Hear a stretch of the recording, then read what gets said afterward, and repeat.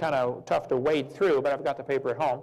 Here it says sample number 454 is 17,000 years old. Sample 455 is 24,000 years old.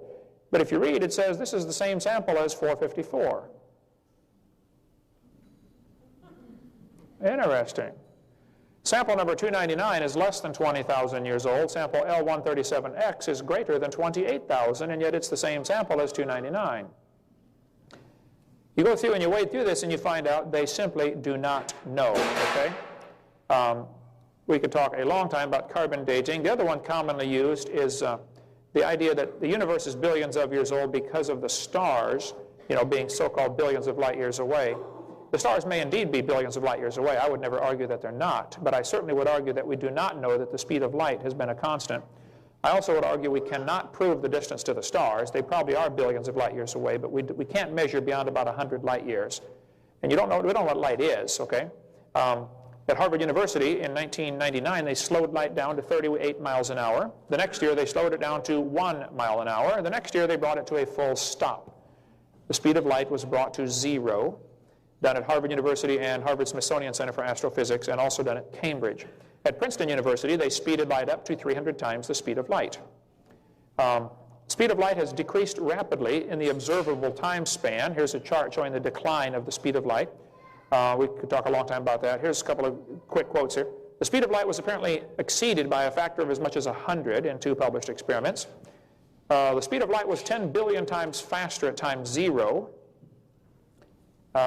Speed of light may have changed over history, the study says. This is August of 2001. And we've got the entire article if you'd like to read that. The shocking possibility is the speed of light might change in time during the life of the universe.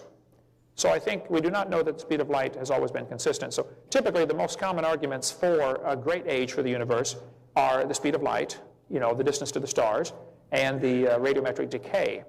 Now, it doesn't matter which radiometric decay you use, be it potassium argon, rubidium strontium, lead-208, lead-20, you know, it doesn't matter. They're all based on obvious assumptions. 80% of potassium in a small sample can be removed by distilled water in 4.5 hours.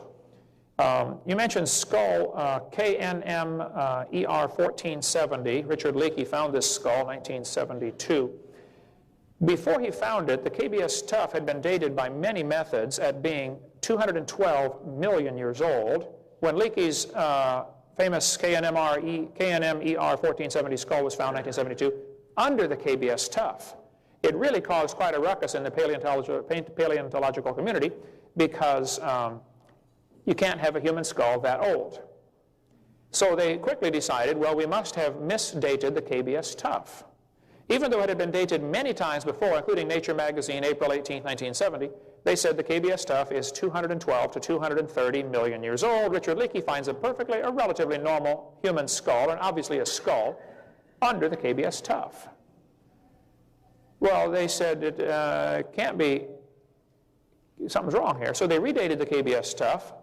It took 10 samples, and now the numbers range from 0.5 to 2.6. That's a 500% error. Your Honor, I don't think they know.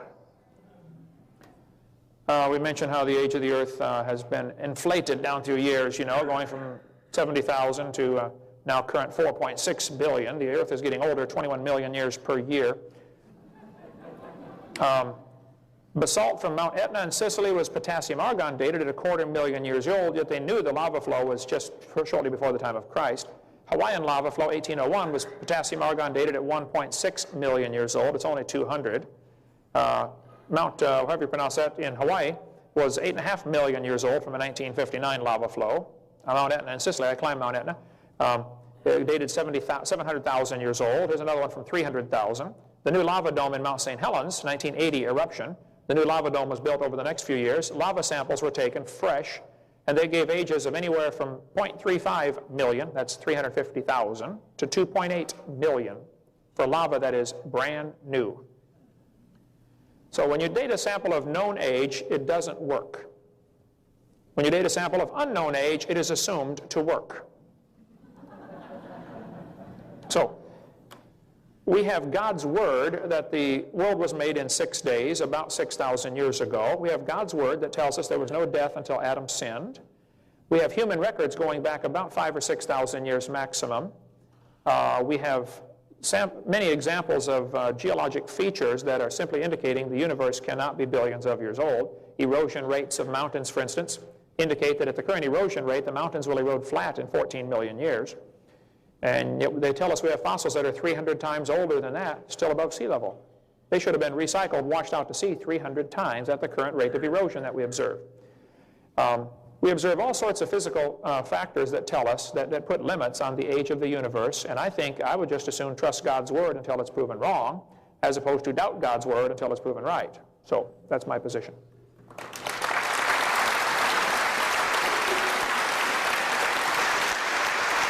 Coexisted, which is accurate? Dr. Wagner, we'll start with you. All right. A couple of years ago, I visited the Creation Evidences Museum in Glen Rose, Texas, just outside the boundaries of Dinosaur Valley State Park, which includes the bed of the Paluxy River, which is a famous place where dinosaur tracks, including entire trackways, have been found. This is a very famous location in the creationist literature. This museum was set up to demonstrate human footprints and even human trackways that had been found there. And for a while, it was featured in documentaries like The Mysterious Origins of Man and things of that nature. The problem is, I'm confused here again. Recently, the Institute for Creation Research, based out in Southern California, in the San Diego area, issued a report on the human tracks from the Paluxy River, in which they argued that they were not actually human tracks. They were either more or less chance depressions in the rock that happened to look like a track, or in some cases, they were produced by humans, but not with feet, with chisels. There's a couple of those that appear to be suspicious in that regard. And there's others that appear to be dinosaur tracks that have weathered in an odd way. And this was not the conclusion of the evolutionary establishment. This was John Morris, son of the well-known creationist Henry Morris, who wrote several of the books on that table. So recently they've had to withdraw some of the evidence for dinosaurs and humans walking together. On the other hand, Dr. Carl Baugh, who operates the museum right there, is certainly convinced of their reality. He has well, it looked to me like a rock, but he told me it was a fossil human finger, and he's got a PhD. Who am I to doubt him? So clearly there is argument on both sides within the creationist camp, and I'm not quite sure what I should teach, other than that I should probably present, the idea that humans and dinosaurs coexisted and that they didn't, and leave the students free to make up their own minds. But that's really all I know on the topic, and I'm sure Dr. Hovind will enlighten you further. I would be honored to do such a thing. Wonderful. It's pretty clear known biological fact that reptiles grow all their life. They simply never stop growing, and there's a long technical reason for why, with the growth plates at the end of the bones, etc. Reptiles grow all their life, so if a reptile were allowed to live to be 800 or 900 years old, it would be gigantic, okay?